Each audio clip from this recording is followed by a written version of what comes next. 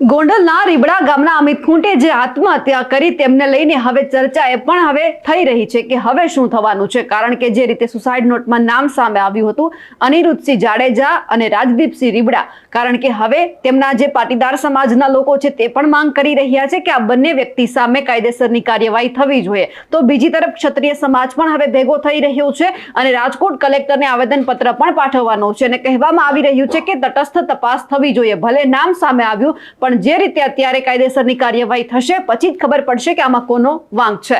સૌથી પહેલા તો અત્યારે રાજકોટમાં જે બન્યું છે તેમની વાતચીત કરીએ। નમસ્કાર, નિર્ભય ન્યૂઝ સાથે હું છું રિદ્ધિ। રીબડાના અમિત ખૂંટે આત્મહત્યા કરી અને જ્યારે આત્મહત્યા કરી એમના પછી એમની પાસેથી 3 સુસાઇડ નોટ મળી આવી। એકમાં લખવામાં આવ્યું હતું કે આ બધું મને હની ટ્રેપમાં ફસાવવાના પ્રયત્ન થઈ રહ્યા છે અને ખાસ કરીને જે આ સગીરા છે એમની સાથે અનિરુદ્ધસિંહ જાડેજા અને રાજદીપસિંહ રીબડા છે તેમનો પણ હાથ છે।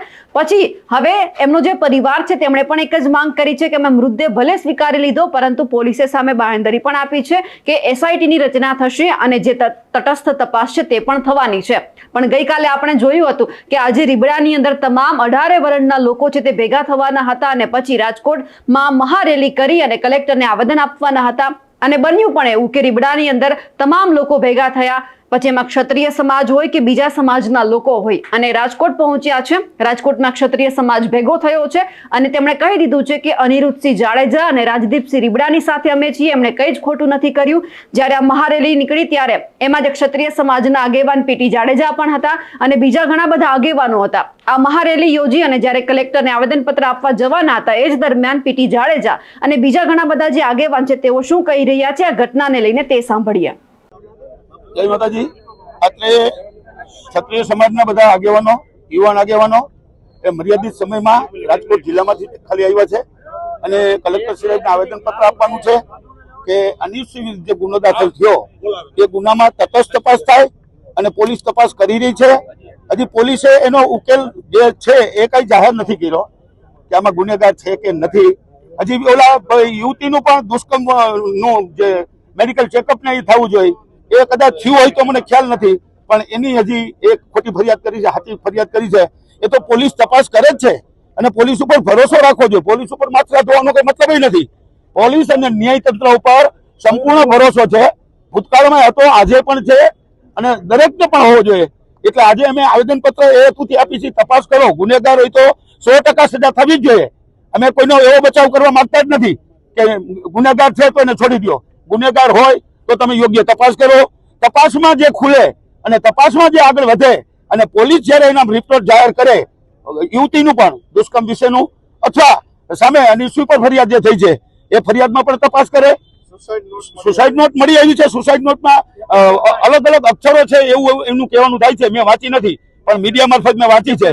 તો એમાં પણ જો એમના હસ્તાક્ષર હશે અને હશે તો એના પણ ઘણા બધા કારણો છે।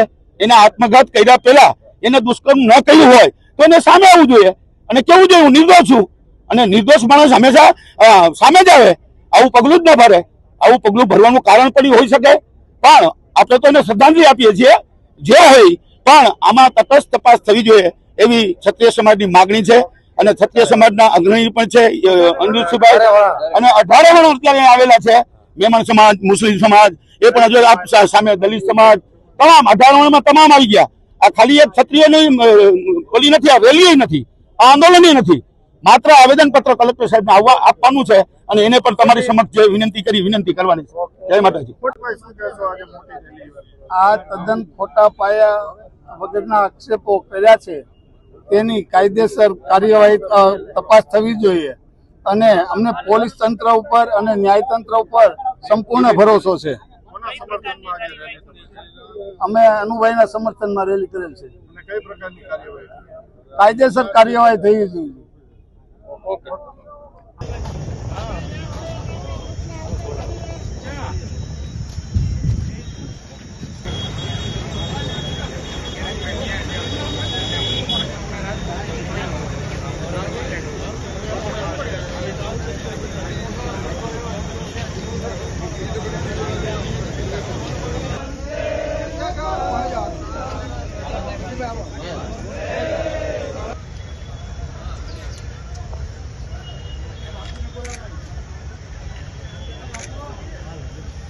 હવે છે ને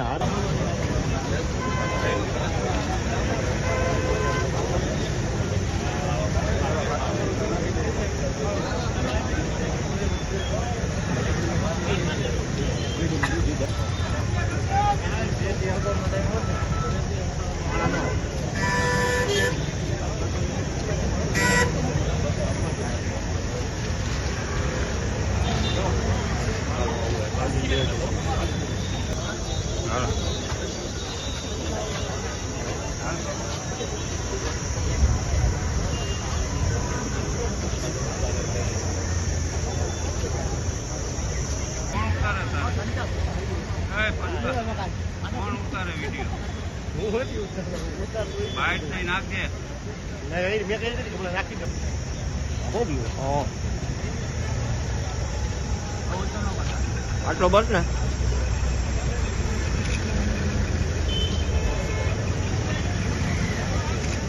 મોકલ ભાઈડા અત્યારે બધા આવી ગયા એમાં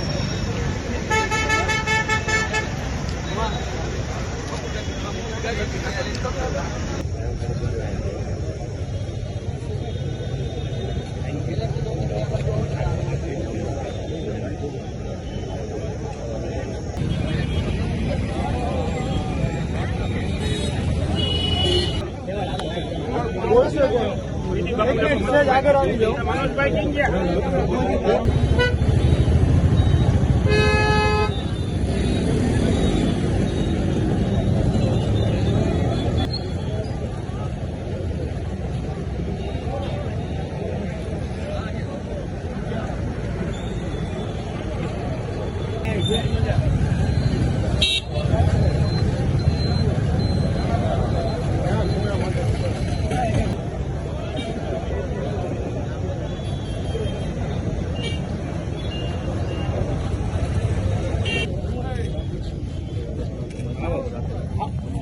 ફોટા પાડો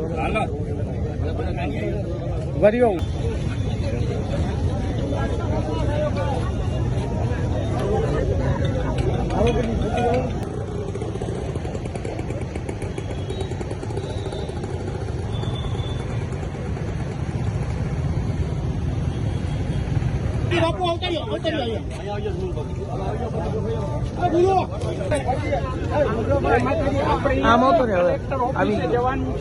સૌથી આગળ બધા અગ્રણીઓ અને એની બંધ કરી દેવાય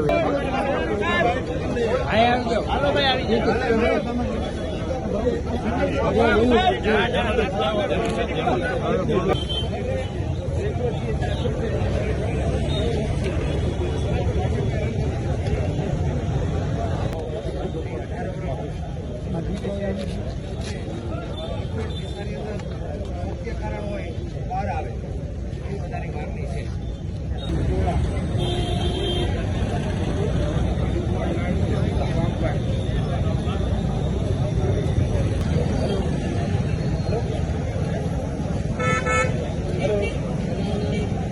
સર્કલ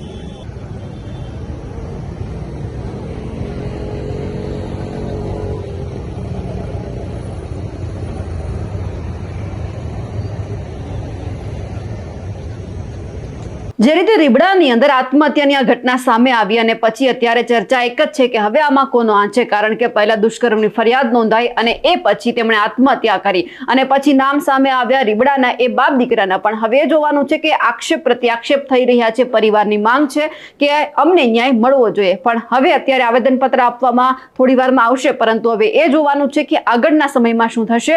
કલેક્ટર આવેદનપત્ર સ્વીકારી અને પછી કેવી કાર્યવાહી આગળ થશે તે પણ જોવાનું રહ્યું. અમારા અહેવાલને લઈને અને જે રીતે પીટી જાડેજાએ નિવેદન આપ્યું છે તેમને લઈને આપ શું માનો છો, કમેન્ટ કરીને ચોક્કસથી જણાવજો. સાથે જ અમારી નિર્ભય ન્યૂઝ ચેનલને લાઇક, શેર અને સબસ્ક્રાઇબ કરવાનું ભૂલશો નહીં. નમસ્કાર.